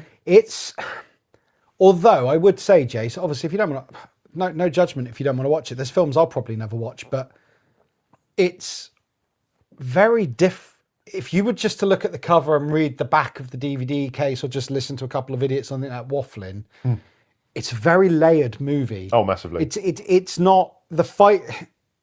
It's not even the violence in it, is it? I mean, that's one small element. Yeah. Fight Club. Fight Club is a very small element of the overall. You thing. could look at it as I said, about how people were viewed, like men of a certain age were viewed at that time of the millennium coming up. Worker and what bees, was you've done your expected of them. Yeah. It's like it's almost like you've had your family, you're in your job. Yeah. You've reached you've hit the ceiling of where you're going to Yeah. go. Now you're just on the slow march to death. Yeah. And they're getting behind people, and they're, and it did. I think this film did have a cultural impact outside of movie, because Fight Club certainly did come up. I mean, there's always been bare knuckle fights and that. I mean, they're everywhere. Yeah. But I think when a film genuinely makes people watch it, even though it's a slightly crazy film of a crazy out there plot, when you're watching a film like that, and people would have done, you watch it and you question your life, and there would have been a lot of people in the exact position they are talking And about. that's what the film was made for. That was why the film was made, and that's the subject of it. Very very original. Again, like The Matrix, putting something out there that was very original for the time, and making people think about where they are in society and what part of society they play. Very cleverly done. Very very cleverly done. And I admire David Fincher for doing that. But we're not here to talk about Fight Club. I'd speak about the club president with regards to the breach of rules. That is, if we were allowed to talk about it. That's palps. That's why I'm going to move on now, because second rule of Fight Club, isn't it? Yeah, I'm going to tell you one last quick story. When we were in America queuing for the Terminator 2 ride, right, before they closed it down. Yeah. And the woman was like, what's the first rule? And we go in, she's like, the rules were in this big queue. And I shouted, don't talk about Fight Club, because I'm pissed up in the line because they sell beer to you in the queues for these American rides. Yeah. And then someone else tried to do it again. They missed the time, and it fell flat, mate. Yeah. But competing for, and personally my favourite, we had this discussion last night about what my favourite film of the year is. My personal favourite, and I don't know if I've won you over on this. My personal favourite for 99, it did win Best Picture. No, you know what? You're gonna no. It's American Beauty. I watched American Beauty last night. Again, I had the option of watching 8mm or American Beauty. or American Beauty, and Carla thought Mrs. APD thought she'd seen it before, and she hadn't. And she's quite strict with her bedtimes. Excuse me. I don't have the luxury of being able to mute myself tonight, so I'm having to watch what I drink and the air that escapes. And Carla was glued to it. Good. Absolutely glued to it. But I think in the same way at Fight Club and Matrix, it gives something. It's more to that premillennial tension that was happening. But he would have been a guy who would have been susceptible to Project Mayhem. Yeah, absolutely. Yeah. 100%. Kevin Spacey Maybe in the film. same unit. Maybe they're in the same universe. I know Kevin Spacey. And the Yeah, stuff we don't. Let's we're not talking separate about the artist from the art on this one, but the Kevin Spacey's character, yeah, absolutely. Yeah, no, there's a connection about where they are. And I'd not actually thought on that before, but when you think about his character, That's exactly where the people are who are attending. Yeah, it's And I'm weird. fairly sure that I can't remember. It's been a while since I saw it. You might remember from last night how old he's meant to be in the film. Well, me and Carla looked this up last night. Is Okay, he 42? he's 42 in the film because he Yeah. said, "I'm 42 in a year's time. I'll be dead." That's Spoiler alert if you haven't seen it. Yeah. Right. So Carla googled it, and we worked out he would have been 39 at the time of filming. Oh, okay. His wife would have been 40 at the time of filming. okay. Joe, you are older than the Annette Bening. wife in In American Beauty. in American Beauty. And she's going to kill me when she sees me next. Anyway, we both said they look so much older than we actually look. Like not even being flattering, but it's the haircut. It's the Yeah. But American. It is strange to me. I've not connected the dots there. American Beauty and Fight Club. The themes of what the main characters Same are universe, feeling I'm telling is. Same universe. There's a theory. But we could post that. Did you know who was offered Kevin Spacey's part and turned it down? I have no idea. Chevy Chase. Really? Yeah, apparently Wow. so. Wow. I mean, IMDb that doesn't could have lie. been a masterstroke. To be fair, it might have been. It might have turned him round completely. But I mean, won 5 Oscars: Best Picture, Best Actor, Best Director, Best Screenplay. Now, if Annette Bening, and it won another Oscar, but if Annette Bening had won, if she was nominated for Best Actress, if she had won Best Actress, then it would have tied with It Happened One Night, One Flew Over the Cuckoo's Nest, and Silence of the Lambs, and winning the big top 5 Oscars. This is how good this film is. And it doesn't. The thing is, if somebody says to you, describe the plot to me, it's a middle-aged guy who is trying to find his way in easy the life. now. Well, that's the way the But it film is. is. Yeah, no, it is. Middle-aged guy trying to find his way going forward. Well, Directed. He's sorry. in a loveless marriage, isn't he? And Yeah. everything's wrong. He's in a dead-end job. And this is what happened back then. So you were told, you finish school, you get yourself a job, you get yourself a wife, you have children, you have a house, and then that's your life done. And he's going, there's more to that. I've reached 40 and there's more to my life. He's hit the than ceiling at his job, so it's not a dead-end job. But the fact that he manages to get a year's worth of salary, Yeah. and then I want when he's applying for the job in the burger bar. Yeah. I want the job with the least responsibility. Yeah. I'm done with it, mate. He's like, I'm done with it. I'm done with responsibility. You know, you can tell in the film that they probably haven't got a mortgage on that. What's he got? He's done it all. Life's completed at 42 for him, and this is boring. His wife isn't interested in him physically, emotionally. No. Well, he ends up, sorting himself out in the shower every morning. Yeah, as he tells you in the film. And demonstrates. Yeah. But, I mean, the quality of this from every frame, in my opinion, is just... Well, it's that iconic scene of Mina Savari on the bed. Is it Mina Yeah, Savari on Mina the bed with Savari, the roses and the petals? Yeah. And that's been parodied a lot. You've seen, even not even parodied, that image has been used. You've seen that image has been used for a lot of like actual shoots for stuff that like takes on it. So definitely. Mina Suvari, like you say, was in it. Another American Pie person. Yes, I was going to say that was a second film for that year. Yeah. Somebody else from American Pie is in that film. Oh. Let me think. So Annette Bening's trying to sell him a house. No, it's not the girl who's in the burger bar, is it? John Cho. It's John Cho. Oh, okay. So the ones that stood in front of the picture at Stifler's go, Yeah. oh, that's a MILF. That's John Cho. And he is the Asian guy that she's trying to flog the house to with the pregnant wife. Okay. So cool. he's in that as well. So yeah, 2 American Pie alumni as it were. I think that you can't. Sam Mendes this and Skyfall, just absolutely amazing films. So yeah, I mean, I could talk again about that all night. But again, another strong contender, as you've mentioned.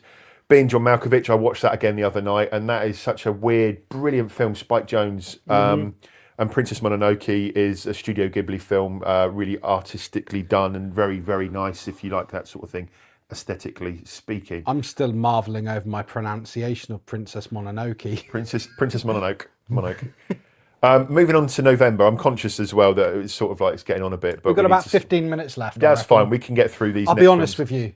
There's a big boxing match on tonight, and we want to watch it. People will know that anyway. Yeah. People will know. 12th of November, Dogma.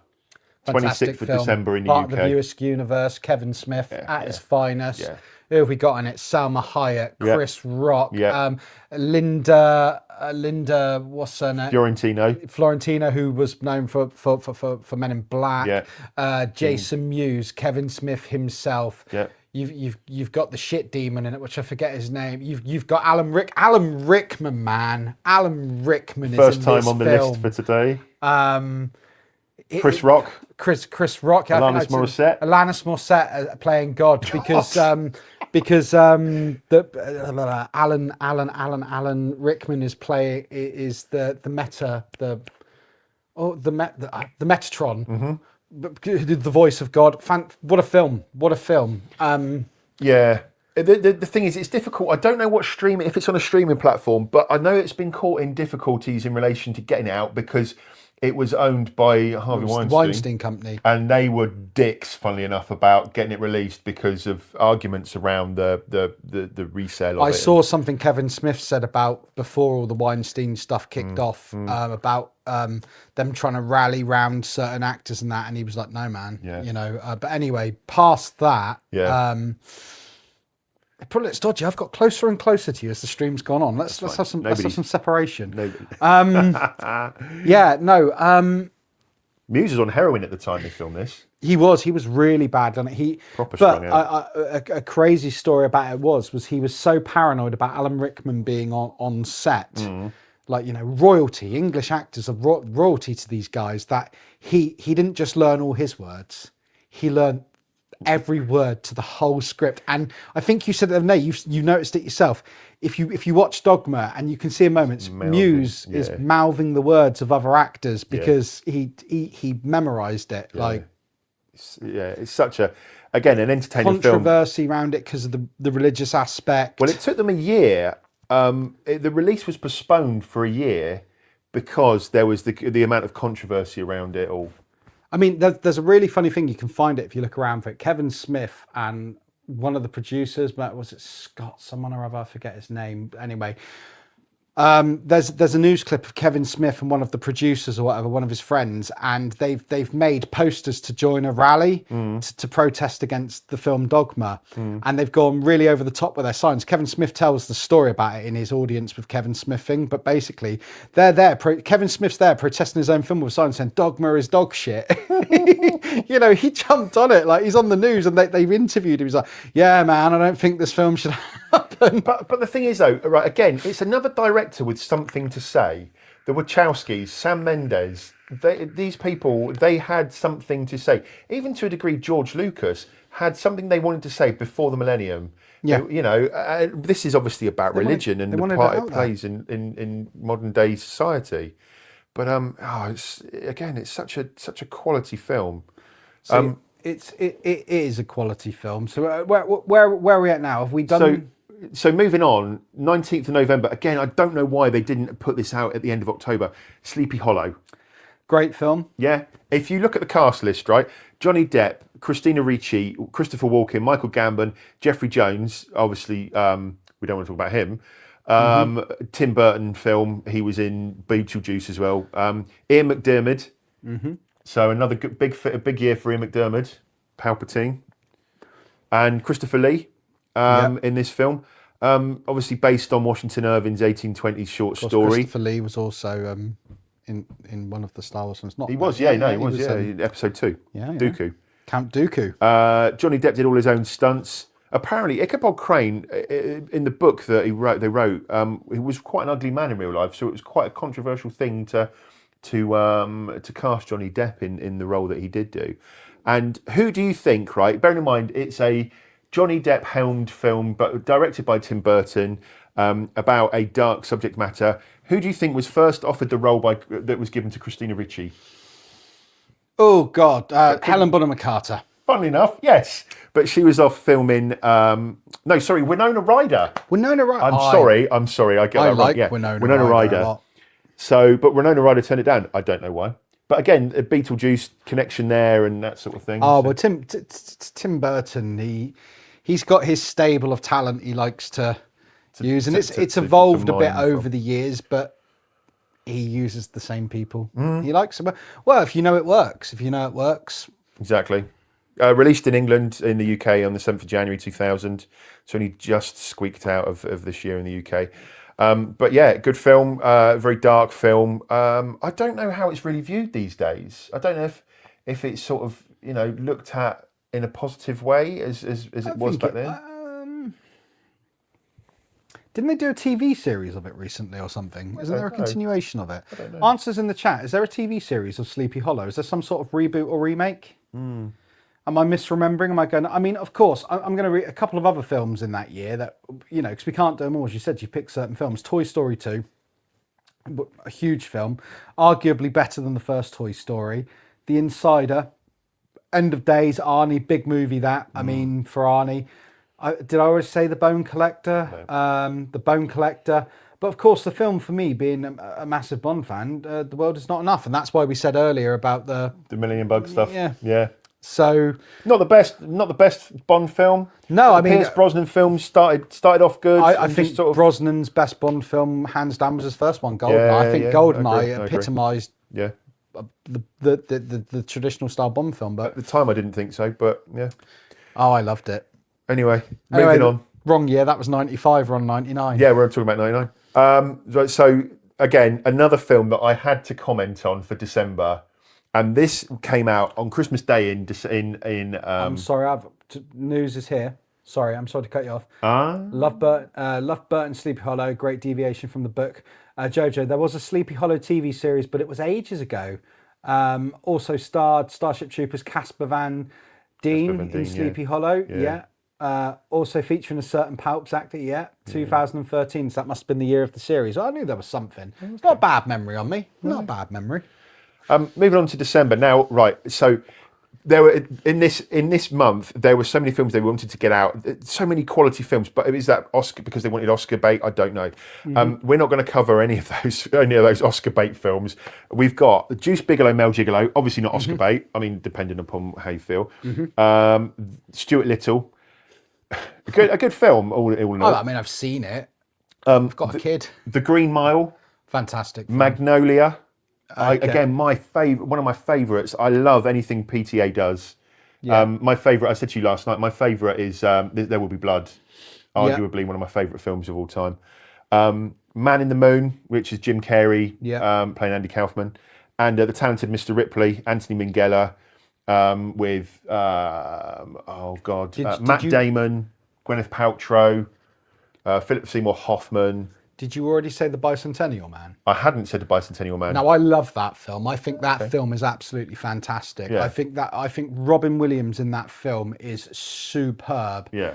And we're closing down on time on the stream now, but I will say to anyone, if you haven't seen Bicentennial Man, it's quite a sad movie. It's a very cool movie. Poignant. Yeah, and of course, other films in that year which we won't get to. Oh no! I'm going to shut up because the Hurricane boxing film. Yeah, it was great. Hurricane. But that you've actually highlighted the film. You've picked the film which I thought you were one of the films. That's your film. Go. Galaxy Quest. Yep, I've covered that on Real Impact. Have I? Yeah, I have with Cat. Great. So film. Fantastic film. Brilliant again, film. another strong contender. Classed as a Star Trek fans class it as a Star Trek movie. Yeah. And I would argue that Sigourney Weaver has never looked hotter either. She was But great. she's designed to be the sexy one in Sigourney that. Weaver, man. Love Sigourney Weaver. Brilliant film. That would be my pick of December. Just to cover it on here. I mean, it wouldn't be my pick of December. My pick of December would be Magnolia. Mine, I would say Green Mile and The Hurricane. I think very different films, but both very strong films. Green Mile, of course, about 3.5 hours bloody long, isn't it? If I recall, it's a long old film. Frank Darabont with, is it Stephen King book? I think it is a Stephen King, but yeah. But I think they're all in line for Oscar nominations and stuff like that. Paul Thomas Anderson's again one of my favourite directors. I could talk loads about him. Fantasia 2000 as well. That was all right. It was all right. As Disney films go. Yeah. Tarzan came out this year too. Tarzan, absolutely. Yeah, and that was quite a jump forward in Disney's animation style because it wasn't the CGI, but they used a lot of computer generated stuff for all the scenes of him sliding down the vines on the trees and that. So that was quite And didn't Phil Collins do a film? A song Well, this for that is film? why this is so. Trey and Matt from South Park, they got nominated for an Oscar for Blame Canada. Yeah. And then they hated on Phil Collins because he won the Oscar for Tarzan. So in South Park series, subsequently after that, Phil Collins is absolutely shat on by the South Park lot because he beat them to an Oscar, and they don't like it. So yeah, but I mean, Galaxy Quest, like you say, unofficial Star Trek film. You've covered it. I don't need to say any much more about it. No, if you would like to know our views, mine and Kat's views on Galaxy Quest, then after this, Get it, we've where got to a whole go, guys. episode on it. It's in the playlist. It is in the playlist. So yeah, so I mean, you got those slides there? Did you want to bring them up? So I do. Before I do, I'm just going to say a couple of comments here. Green Mile is excellent from True Theodore. I agree. Green Mile is Stephen King. Yes, excellent film. Thank you, Keith, our Uncle Keith.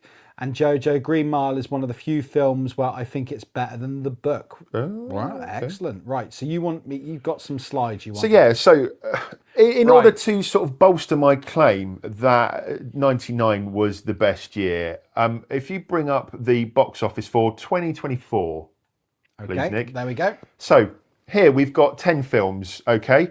Now, the correlation between those 10 films, as I said to you, Nick, all of them, bar one, is a sequel or a prequel or an addition to a current franchise that is currently, going on. And that says to me that they're playing it safe in the film industry. I'm not saying they're bad films. I haven't seen half of them, at least half of them. I mean, on the assumption that the one that isn't a sequel or whatever is Wicked, but that's Wicked. a pre-existing stage show, so it's an existing property. Exactly. So if we look at the top 10 films for 99, which we've got the slide for there. So, do you want that up now? Yeah. Okay, cool. All of them are, okay, you've got The Phantom Menace and Toy Story 2, the James Bond film, and The World Was Not Enough, and Austin Powers. They're prequels or sequels. But other than that, the rest of those films, look at the quality you've got there of films. The Sixth Sense. Sixth Sense was second. I thought it was, The Matrix. Sixth Sense, The Matrix. Is that Tarzan? Yeah, The Mummy. We barely mentioned The Mummy. Notting Hill. I mean, the mummy was huge. Yeah, and these are American. Again, this is all taken from American or worldwide box office. So, but it just shows the depth of originality. Each one of these films have far more impact on current culture. pop culture Yeah. than anything in that 2024 one. Absolutely. You could argue Wicked's had a big impact given, that it's crossed from stage to movie, and it really has been a huge success. But I'm looking at this and I'm going, well, episode one, whatever your feelings is on it, Star Wars was back. Yeah. Sixth Sense, M. Night Shyamalan's first movie. The real twist of the one that turns your brain. And we can keep it. The Matrix. I mean, Jesus, The Matrix. I mean, that is, and people have tried to copy that time and time again. Well, they use the bullet time technology in the sex scene in Fight Club as well. That's what I was going to come to earlier. Ah, okay. But yeah, so in my conclusion on this whole hour and 3/4 that we've been talking, and thank you for everybody watching this.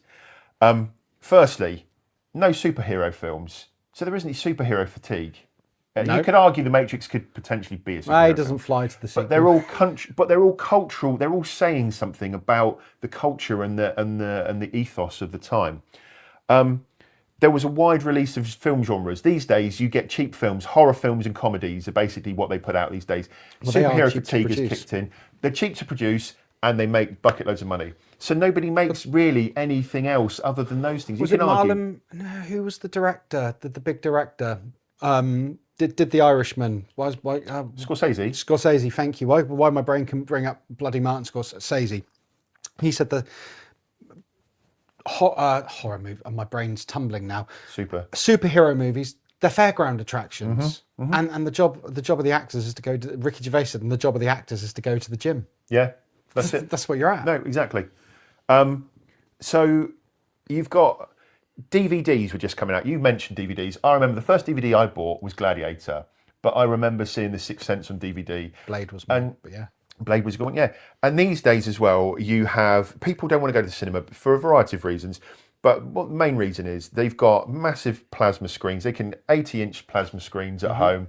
They can have the cinema experience at home. You didn't have that back in '99. You went to the video shop and you got the videos and you were watching it on your widescreen massive TV. Mm-hmm. So you couldn't replicate that cinema experience. The other thing, I think September 2001 made a massive dent in what was going on, because okay, in 2000 you could argue you have the follow-on from what was going on, but I think September 2001 took cinema in a different way, particularly the American market at least. And you've got a young generation of talented actors coming through at the time, the likes of Reese Witherspoon, Heath Ledger, Katie Holmes, Haley Joel Osment, Matt Damon and Ben Affleck, sort of, the American Pie cast, and dare I say Jake Lloyd, all coming through. They're all going to be massive stars eventually. I mean, Jake Lloyd. He's had a few troubles. Yeah, but you think all those people, and that's getting younger people into the cinema as well. Yeah. So that's the thing. I think it just, all of those things brought together just make it such a fantastically strong year. And that's why I feel that 1999 is the best year in cinema. I think you make a strong bloody argument there, mate. Thank So, you. it's hard to disagree with that, to be honest. And I'd have to go away and think on that for longer before I could disagree with it, if I'm honest. I mean, at this time, Peter Jackson was filming the Lord of the Rings trilogy as well. Yeah, 2001, 2002, was it they come out? They came out and three. And but three, yeah. but it took him, he started filming them in 99. Yeah. And Zemeckis didn't release a film, but Zemeckis was doing Zemeckis things at that point as well. Well, I think you've made a really valid argument. I'm going to jump to a couple of comments here, and then we will wrap up then. Did anyone else see Free Enterprise? I can't say I did. Nick here in the chat says, is that not because a lot of films are being released straight to streaming services? Yeah. That's another big... The way we consume our media now is very, very different, Nick. I would agree with that, absolutely. Tree saying, thank you, Nick and Rob and chat. And I want to say a massive thank you to the chat. You've been great tonight. We are going to, unless there's anything else you wanted to go over. No, I'm... Excuse me. Chat, you've been fantastic tonight. Sorry we couldn't get to all the comments, but there was a hell of a lot to cover. Good, yeah. Rob, you've been great. Thank you for coming on. I mean, you've come on and you've... Thank you for having me on, and thank you for everybody being engaging. I think there are better years, as people say, some better years. I don't think personally there's better years, but I know that people will have a strong argument for there being better years. It's very subjective though, isn't it? I think 1985 is a very strong year. Like Back to the Future. Legend. Legend, yeah. I actually wrote down films like that, but yeah. You did, yeah. Yeah. But I think this has been I've really enjoyed this chat, Rob, and it's actually been really good to have someone... what you guys can't see behind me is the chaos behind me, camera, lights, everything. I've turned my front room into a bloody miniature studio. It's absolute chaos. But no, Rob, you've been great. Thank you for coming on and having the chat. Thank you. You know, you come on quite short with me. This has been a very different one for me. I've literally had to do next to nothing. I haven't had to really do anything. It's been great, actually. It's been very different. I was a bit nervous having someone here with me in person and not sort of having all my usual structure and that. But I've really enjoyed this. And chat, you've been great, and thank you for engaging in the conversation with us and Rob. It's a huge part of it, and me and Rob will be back. And at this point, I just want to say again, massive thank you. If you can chuck a like on this if you enjoyed it, or a sub if you're not subscribed and you want to subscribe, that'd be great. You've been great, Rob. You've been great. And I think I actually just think now at this point, I think it's time to wrap this up and say, guys, you've all been great. And thank you so much for watching. And we'll see you on the next one. So take it easy, guys. And here's the awkward wave. Bye-bye. Bye. Bye.